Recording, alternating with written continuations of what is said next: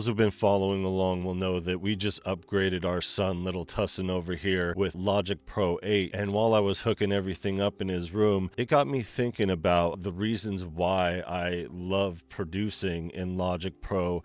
And then I got to thinking about my journey and how I went from FL Studio to Logic Pro. So I figured I'd share that journey with you guys because it's a pretty interesting story. Now, this goes all the way back to 2001. There wasn't really much out there as far as DAWs are concerned. I had just recently produced a CD using the MTV Music Generator, and my friend gave me a copy of a disc that had a few programs on it, and one of them was Fruityloops 1, which was only like a 4-track sequencer, not really much. The other one was Fruityloops 2, which didn't work. It always crashed. I could never get it going. And then was Fruityloops 3 that I started using actually on a regular basis. One of the things that drew me to it was the fact that I could use it on my computer, and I wanted to make beats. I just got tired of making mixtapes using other people's beats. I wanted something that was more specific to my style, and I needed to learn how to produce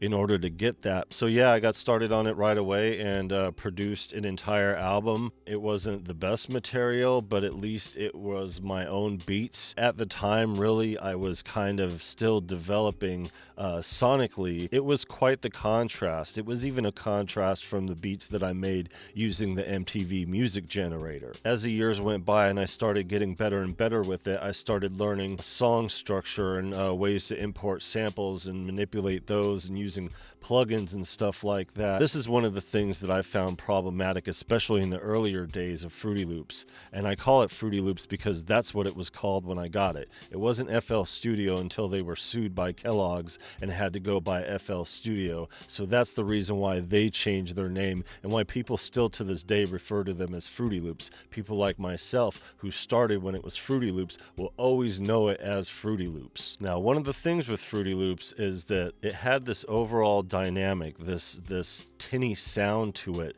that just didn't translate well. And even bringing that into a legit studio, it really didn't work out as well as you would want it to as far as production goes. So it was always lacking in the sonics department. And also when it comes down to the workflow, not really the best workflow. So I was always trying to get better with it and ended up using samples in the end, which worked out to my benefit because I got better at beat making during that time, but there was still something that I needed to do with it. So in this quest, when I first started college, I was 26 years old. So it was 10 years after I dropped out of high school at 16.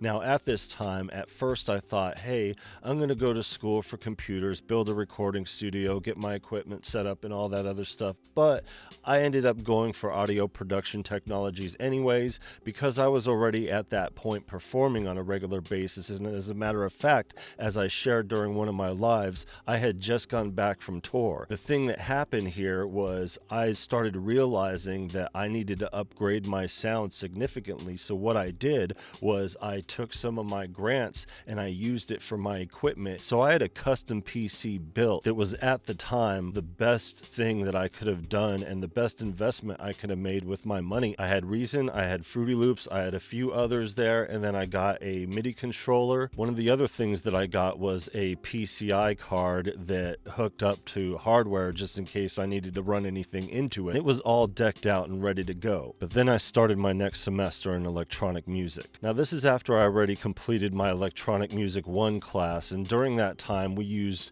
one of the worst DAWs out there, which was Digital Performer, exclusive on Mac. We used that, a Motu, Yamaha rack, and a Roland rack. After the semester was the summer semester, and during the break, the instructor there went out and learned Logic Pro and brought that back to use it as the standard, and from that point on. I was lucky enough to qualify for a work-study grant, so I was able to work in the electronic music lab that entire time. So I worked for 2 whole semesters, the fall and spring semester, as a part-time job because I was grandfathered in and going to electronic music 2, starting out with a handful of people who took electronic music 1 already and did it with Digital Performer. We had a bit of an accelerated learning when it came to Logic Pro 8.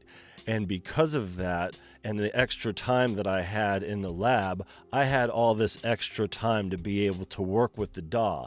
Now, let me tell you this. Right away, from the time that I used it, I noticed an immediate difference in sound quality. It was the best sound that I've ever heard coming out of any computer, and it also had a more linear workflow, so it was real easy to pick up right away. And I just noticed, after all that work to have that computer built, that I needed a Mac. Now, the reason why I needed a Mac is most of you know that Logic Pro is exclusive to Apple, and at this point, it was $500. Not only that, obtaining a Mac wasn't going to be easy, but I had just got this PC built, and it was worth way more than I paid for it. Now, one of the things that I got really lucky with is during this time, I was also interning at the recording studio that I ended up working at. So at that point, they needed a PC and I needed a Mac. So they were able to swap that out and give me the equivalent in studio time. So I got unlimited studio time to be able to work on my album and a place to work afterwards. But check this out. They asked me what I needed to produce with, and I said Logic Pro. After telling them how much it cost, they said, okay, so we'll work out a deal with you. We'll pay all the cost up front, and when you make money off your first sessions, then you reimburse us for half of it. It was a matter of days to where I had that money recouped, and I had a really good week that week, as a matter of fact. If you're a professional producer, you already know the reasons why I had to make the switch from FL Studio to Logic Pro, and you already know the differences.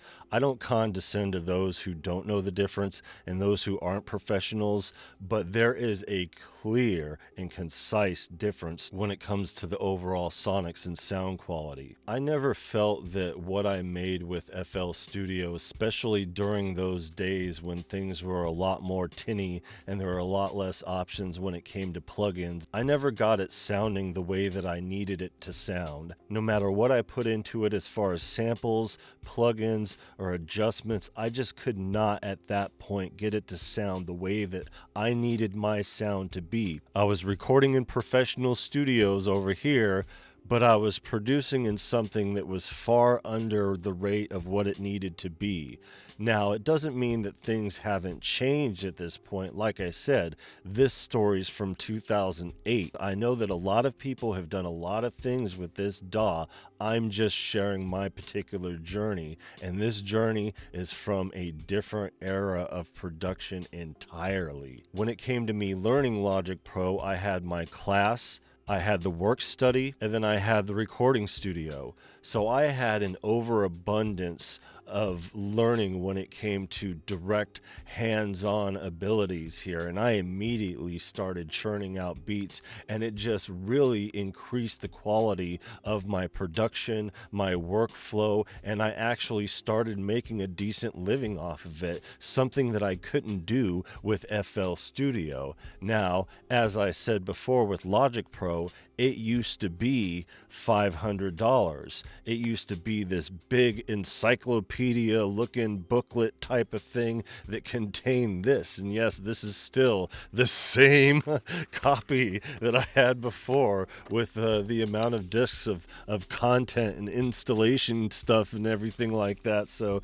it's pretty interesting when it comes down to it. I've been out of it for a minute. I've been using Studio One instead of Logic Pro. So this is really just how I made one transition to the other, not where I'm sitting currently, because what I'm doing in Studio One really isn't producing. So really, Logic Pro is the last production DAW that I've really utilized on a regular basis, and I definitely got my money's worth right away when it came down to that transition. So again, no slight to anybody who produces with FL Studio. There's a lot of you out there. Hooking up Logic Pro 8 for our son over here really brought me back to this conversation, and it really reminded me the reasons why I immediately fell in love with the DAW.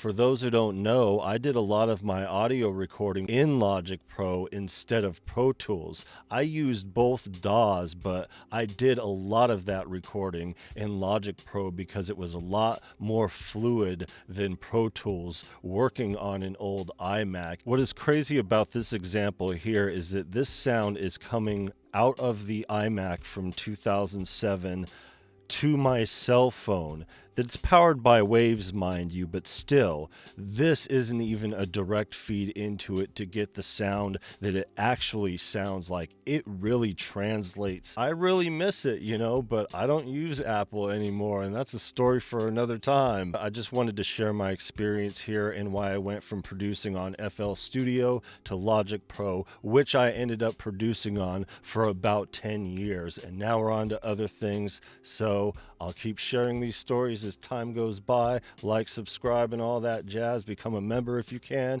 And yeah, take care, y'all. Peace.